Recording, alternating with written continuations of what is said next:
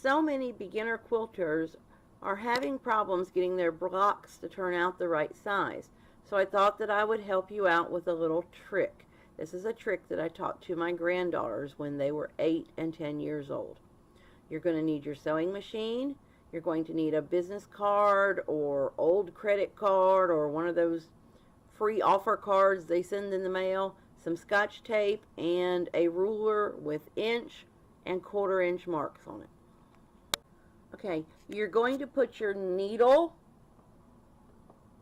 in the farthest right position it can go in. Yours might not adjust, but if it does, put it to the right. And then place a ruler so that the inch mark, it doesn't have to be 1 inch, but so that a single inch mark is at the center of the needle. Here you can see mine has got that 26 at the center of the needle. And then you're going to go 1/4 inch to the right, okay, which would be this line right here. And you're going to lay a business card down at that line. You're going to Scotch tape the business card in place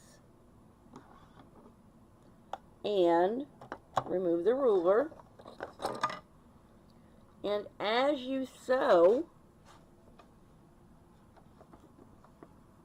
let your fabric travel along that business card.